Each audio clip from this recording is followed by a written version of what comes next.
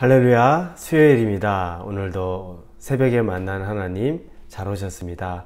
같이 기도하고 하나님 앞에 같이 말씀 나누도록 합니다. 아버지 하나님 감사합니다. 이 아침에 하나님이 우리를 불러주시고 또 말씀도 주십니다. 하나님, 말씀을 의지하여야 오늘 하루 우리가 가야 될 길과 무엇이 옳은지 무엇이 그른지 알 수 있습니다. 하나님, 하나님을 사랑하는 방법, 우리가 하나님을 사랑하겠다고 하면 먼저 하나님의 말씀에 귀를 기울이는 겁니다.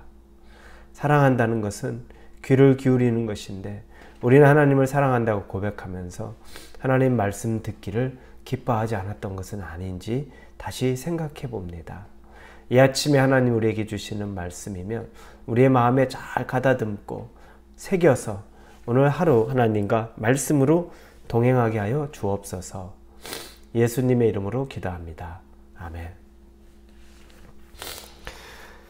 오늘부터 우리가 다시 볼 말씀은 하박국서입니다. 구약성경 나오는 제 성경으로는 대략 1301페이지 정도 됩니다. 하박국, 구약성경에 나오는 소선지서 중에 하나인 하박국서를 우리가 같이 보려고 합니다. 하박국 1장 1절부터 11절까지의 말씀입니다. 하박국 1장 1절에서 11절입니다. 찾으셨으면 우리 같이 읽겠습니다. 선지자 하박국이 묵시로 받은 경고라. 여호와여, 내가 부르짖어도 주께서 듣지 아니하시니 어느 때까지이리까? 내가 강포로 말미암아 외쳐도 주께서 구원하지 아니하시나이다. 어찌하여 내게 죄악을 보게 하시며 패역을 눈으로 보게 하시나이까?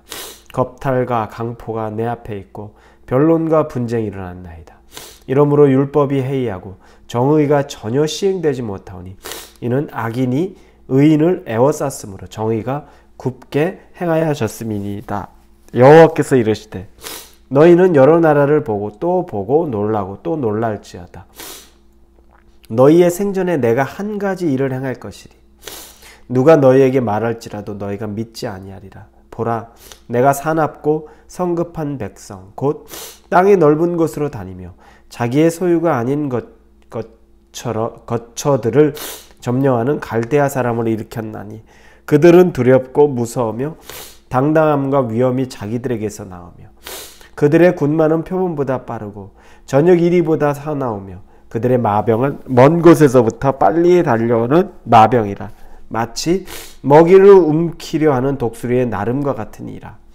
그들은 다 강포를 행하려 오는데 앞을 향하여 나아가며 사람을 잡아 모으기를 모래같이 많이 할 것이요 왕들을 멸시하며 방백을 조소하며 모든 견고한 성들을 비웃고 흉벽을 쌓아 그것을 점령할 것이라. 그들은 자기들의 힘을 자기들의 신으로 삼는 자들이라. 이에 바람같이 급히 몰아 지나치게 행하여 범죄하리라. 아멘. 하박국 선지자는 남유다 시대 말기에 활동하던 선지자입니다. 그래서 예레미야와 비슷한 시기에 활동하던 선지자인데, 그때 바벨론의 침공이 이제 1차 침공이 임박해 있었던 그때에 바로 활동하던 선지자가 바로 하박국 선지자입니다. 하박국 선지자가 이 하박국서에서 하나님에게 받은 묵시, 앞으로 일어날 일에 대한 경고로 이 말씀을 전하는데, 여기에 내용이 전개되는 것은 하나님에 대한, 왜 이 세상은 이렇게 불의합니까? 거기에 대한 질문이 먼저 시작이 됩니다. 그래서 1장에 보면 첫 번째, 두 번째에 대한 질문이 있고 하나님의 첫 번째 대답까지 나오는 장면이 바로 1장입니다. 우리도 많이 갖는 의문이 있죠. 하나님이 살아계시면 어떻게 이 세상이 바로 이렇게 패역합니까? 하나님이 살아계시다면 왜 정의가 없고, 하나님이 신실한 분이시라면 왜 판단하지 않습니까? 이런 내용들은 여전히 우리의 믿음의 주제의 한 부분입니다. 아주 오랜 세월부터, 오랜 시절부터 왔던 것이 바로 오늘까지도 자연스러운 겁니다. 첫 번째, 그것이 가능한 것은 이때는 하나님이 마귀가 움직이고 활동하는 것을 허락했기 때문에 가능한 겁니다. 마귀가 있는 세상에 정의로운 일만, 공정한 일만 있는 것 아니죠. 마귀는 어차피 편법으로 그는 아주 증오에 가득해서 하나님 기뻐하지 않는 방법으로 이 세상에서 잠시 동안 통치권을 받은 자이기 때문에 그가 있는 시기 동안은 당연히 이런 우리 눈으로 보기에 불공평하고 불공정한 일들이 있습니다. 이게 우리가 살아가는 현실입니다. 그렇지 않다면 하나님 앞에 깨끗한 사람, 정의로운 사람이 더 장수해야 되고 모두가 성공해야 되고 그런 사람들에게는 문제가 없어야 되는데 그렇지 않죠. 그런 사람들이 우리 주변에 봐도 더 일찍 이 세상을 떠나는 일도 있고 더 세상의 일이 풀리지 않아서 힘겹게 살아가는 사람들도 참 많이 있습니다. 이게 우리들의 살아가는 모습입니다. 그래서 하박국 선지자가 어떻게 이 공의가 이렇게 이 땅에 이루어지지 않습니까? 우리는 율법을 받은 백성인데 하나님 어떻게 해서 우리가 이렇게 오히려 그 다른 이방의 민족들로부터 핍박을 받고 그들은 더 떵떵거리고 삽니까? 그래서 4절에 이러므로 율법이 해이하고 정의가 전혀 시행되지 못하오니 이는 악인이 의인을 에워쌌으므로 정의가 굽게 행하여졌음이니이다. 이 부분을 얘기하는 거죠. 자, 그러면서 하나님이 말씀하십니다. 이제 6절에 보니까 보라 내가 사납고 성급한 백성 곧 땅이 넓은 곳으로 다니며 자기의 소유가 아닌 거처들을 점령하는 갈대아 사람을 일으켰나니 갈대아 사람, 여기서 갈대아 사람이 바로 바벨론을 말하죠. 바벨론을 하나님이 일으켰다는 겁니다. 이건 악이 하나님이 이용하는 도구지만 일으켜진 것은 하나님의 허락하에 일으켜진 겁니다. 자기 백성을 훈련시키기 위해 이 세상 가운데 자기 백성의 죄가 또한 있는 것을 하나님이 책망하기 위해 일으켜 세운 백성 중 하나가 바로 갈대아, 즉 바벨론이라는 것입니다. 그러면 바벨론은 과연 어떻습니까? 오늘 본문 5절부터 10절까지 엄청나게 강하고 무섭고 두려운 존재로서 하나님이 직접 묘사를 합니다. 그들이 얼마나 강한지, 그들이 얼마나 무서운지, 그들이 얼마나 정말 이 세상 가운데서 두려워할 것이 없는 민족인지 하나님이 말씀합니다. 그런데 중요한 것이 6절에 보니까 보라 11절입니다.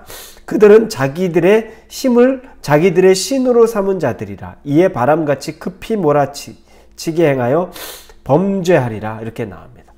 그들은 이렇게 강한 자들인데 11절 앞부분에 보니까 자기들의 힘을 자기들의 신으로 삼는 자들 이렇게 나옵니다. 자기의 힘을 자기의 신으로 삼는 자. 아주 교만한 자들이죠. 바벨론이 바로 교만의 대상이라는 겁니다. 교만의 상징이 되는 겁니다. 여러분, 이들은 어느 때까지 이 강한 나라를 유지합니다. 하나님이 그렇게 허락합니다. 그런데 이게 영원히 될 때 절대 영원하지 않습니다. 자기의 힘을 의지하는 자는 여러분 절대 영원할 수가 없습니다. 어느 순간까지는 내 힘으로 갈 수 있는 것이 있고 어느 순간까지는 내 능력으로 가는 것이 있고 어느 순간까지는 정말 최대치로 내가 뻗어지는 것이 있다 할지라도 그게 한계에 다다르는 순간이 반드시 있다는 겁니다. 하나님이 아니면, 하나님의 능력이 아니면, 하나님이 함께 하심이 아니면 어느 순간에 반드시 벽에 부딪힐 때가 있고 좌절할 때가 있고 무너질 때가 있다는 겁니다. 바벨론 마찬가지입니다. 자기의 힘을 자기의 신으로 믿고 살았던 사람들의 결과는 11절 뒷부분에 이에 바람같이 급히 몰아치게 행하여 범죄하리라. 이렇게 되면 이게 무슨 말인가 생각드는데 우리말 성경으로 보면 11절 뒷부분에 그러나 자기 힘이 신이라고 여기는 죄인들 그들도 바람처럼 사라져 없어질 것이다. 바람처럼 사라져 없어질 것을 하나님이 묵시, 예언, 앞으로 일어날 경고로 미리 말씀해 주는 겁니다. 여러분, 불공평하고 억울하고 답답하고 이 세상 살아가면서 충분히 일어날 수 있는 일들입니다. 그렇다고 하나님이 안 계신 것처럼 여기십니까? 그건 오만입니다. 하나님은 어느 순간까지 그들의 움직임을 두지만 나중에 마귀는 어떻습니까? 마귀가 지금 평생 끝까지 하나님을 대항하고 살 것 같지만 정해진 시기가 되면 마귀는 바로 지옥으로 들어갈 수밖에 없습니다.